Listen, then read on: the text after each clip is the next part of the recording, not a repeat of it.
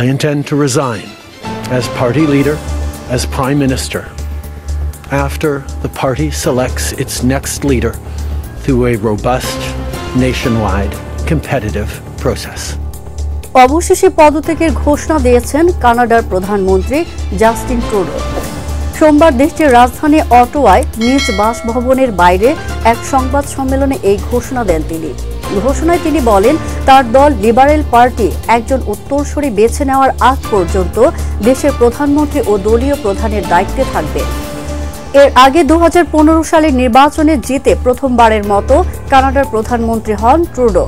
তারপর দুটি নির্বাচনে জয়ের সুবাদে টানা প্রায় 10 বছর ক্ষমতায় থাকার পর পদত্যাগের ঘোষণা দিলেন 53 বছর বয়সী এই নেতা।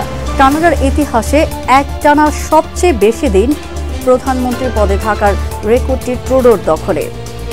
জনপ্রিয়তার দিক থেকেও তিনি অনেক এগিয়ে ছিলেন, তবে কয়েক বছর কানাডার আবাসন ও জীবনযাত্রার ব্যয় বৃদ্ধি পাওয়া এবং এই সংকট মোকাবেলায় ব্যর্থতার কারণে তার জনপ্রিয়তায় ভাটার টান শুরু হয়েছিল।